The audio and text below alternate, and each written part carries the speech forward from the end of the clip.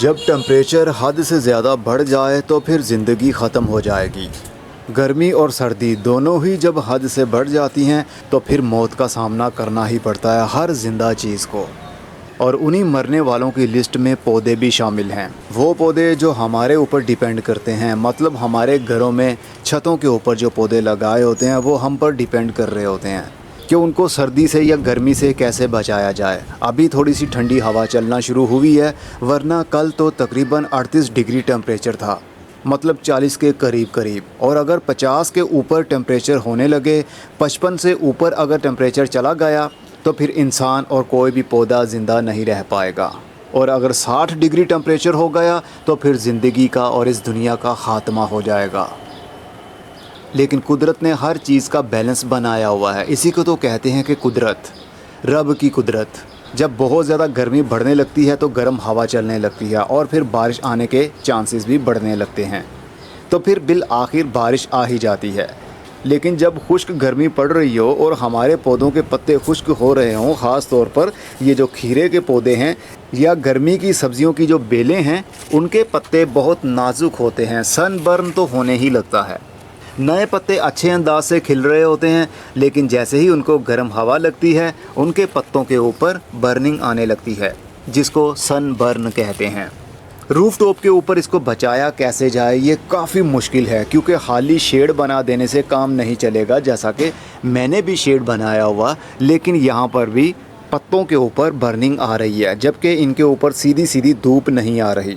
तो धूप नहीं आ रही, लेकिन गर्म हवा तो हर जगह पर पहुंच रही है। हम हवा को तो रोक नहीं सकते। अगर हवा को रोकने की कोशिश करेंगे, दोनों साइडों से या चारों साइडों से बंद कर देंगे किसी कपड़े से, तो फिर अंदर वाले एरिया में काफ़ी हीट बढ़ने लगेगी, तो भी प्रॉब्लम होगी।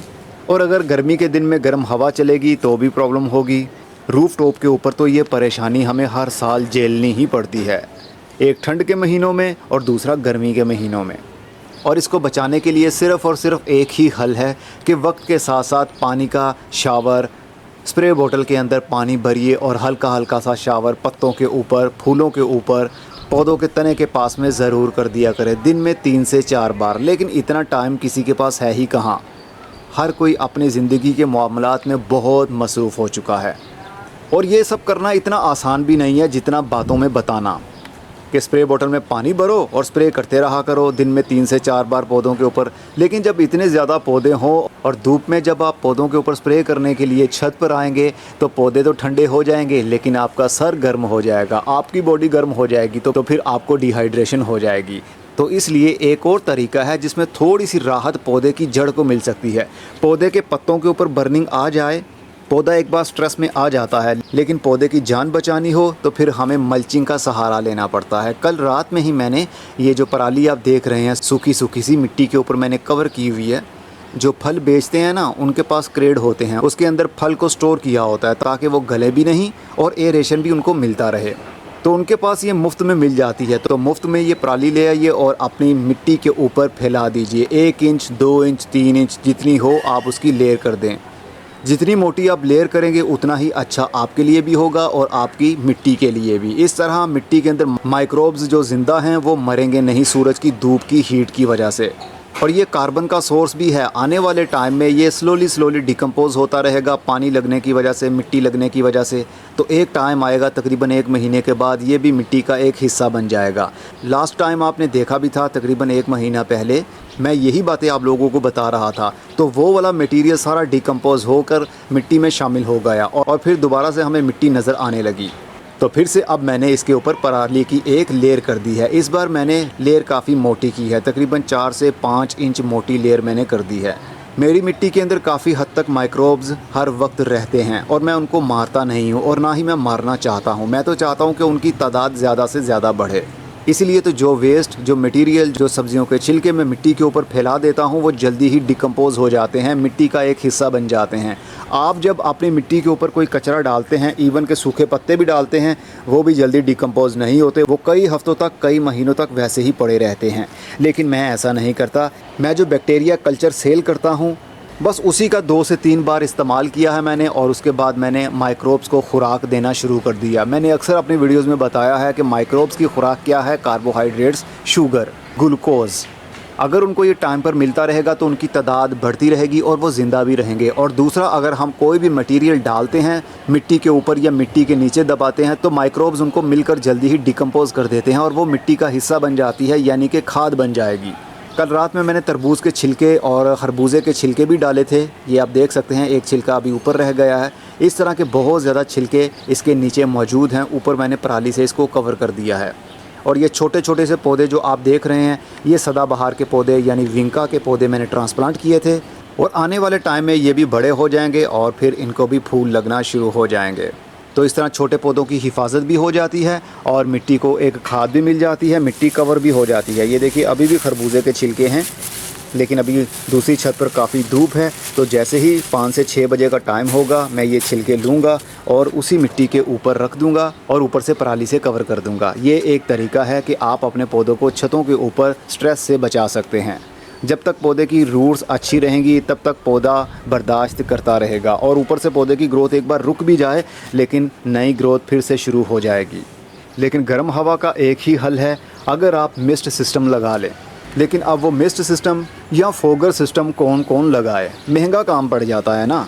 आप घर में हो या ना हो, ऑटोमेटिक सिस्टम होता है, वो थोड़ी थोड़ी देर के बाद 15 मिनट के बाद या 20 मिनट के बाद टाइमर जैसे ही आप सेट कर देंगे तो एक बारीक सी पानी की फुहार निकलेगी। जगह जगह पर हमने फोगर लगाए होंगे तो थोड़ी थोड़ी देर के बाद जब गर्म हवा में पानी का बारीक शावर होगा तो वो हवा ठंडी हो जाएगी और पौधों के इर्द गिर्द एक इन्वायरमेंट अच्छा बन जाएगा, जिस वजह से पौधों की ग्रोथ अच्छी हो सकती है। लेकिन जनाब, ये सब कहने की बातें होती हैं। इतना आसान होता तो मैंने भी आज यही किया होता। और अगर हम लगा भी लेते हैं तो फिर क्या होगा, छतों के ऊपर दीवारों में नमी आने लगेगी। छत पर हर वक्त गीलापन रहने की वजह से लकड़ी हर वक्त गीली रहेगी, तो फिर आपकी छत और दीवारें भी सेम की वजह से ख़राब हो जाएंगी। इसलिए जैसा है वैसा ही रखिए। बस क्या है, पौधों को थोड़ा बहुत जितना हो सके शेडी एरिया में रखिए। और पौधों के ऊपर जो बर्निंग आ रही है वो खाद की वजह से भी आती है। अगर ज़्यादा हम हैवी डोज देंगे इसको, यानी गर्म खाद जैसे कि यूरिया है, जैसे कि गाय का गोबर है, इस तरह की खादें ज़्यादा देंगे तो फिर पौधों के ऊपर बर्निंग और भी तेज़ी के साथ बढ़ने लगेगी। और दूसरा, पत्तों के ऊपर कीड़ों का हमला भी होता है जो कि आजकल बहुत आम है। उसको कहते हैं माइट्स। रेड माइट्स ऐसे बारीक बारीक से कीड़े होते हैं जो कि पत्ते के नीचे और ऊपर जाला सा बुन देते हैं। उस वजह से पत्ता आहिस्ता आहिस्ता से सूखना शुरू हो जाता है। समटाइम तो लोग उसको डायग्नोज कर लेते हैं, समटाइम पता ही नहीं चल पाता कि ये सनबर्न की वजह से है या फिर कीड़े के हमले की वजह से। और अगर रेड माइट्स का हमला हो तो फिर आपने क्या करना है, ठंडे पानी का शावर करना है। शाम के टाइम आपने फ्रिज में से पानी लेना है, ऐसा पानी जिसका टेम्परेचर जमने के करीब हो। फुल ठंडा पानी शावर में डालिए और पत्तों के नीचे ऊपर खूब अच्छे से स्प्रे कीजिए। जहाँ जहाँ टेम्परेचर बहुत ज़्यादा ठंडा हो जाएगा वहाँ पर माइट्स होंगे तो वो ठंडक की वजह से स्ट्रेस में आएंगे, परेशान होंगे और फिर एक टाइम आएगा मर जाएंगे। लेकिन ऐसा करना भी हर वक्त पॉसिबल तो नहीं होता। ठंडे पानी का असर पत्ते के ऊपर कितनी देर के लिए रहेगा, 1 मिनट के लिए या आधे मिनट के लिए, और उसके बाद फिर से टेम्परेचर गर्म हो जाएगा। तो ये एक टोटका है जो मैं आपको बता रहा हूँ रेड माइट्स से बचाने का। ऐसा आपको किसी ने भी नहीं बताया होगा, क्योंकि रेड माइट्स तब अटैक करते हैं पौधों के ऊपर गर्मी के दिनों में जब गर्म लू चलना शुरू होती है। और जैसे ही गर्म लू चलना शुरू हो तो फिर इन कीड़ों का हमला भी तेज़ हो जाता है। तो ऐसे में आपने ठंडे पानी का शावर ज़रूर करना है स्प्रे के रूप में, और डेली बेस पर शाम 5 से 6 बजे स्प्रे किया करें। अगर आपके पौधे के ऊपर रेड माइट्स का हमला है तो आप देखेंगे, नोट करेंगे, काफ़ी हद तक कमी आपको महसूस होगी।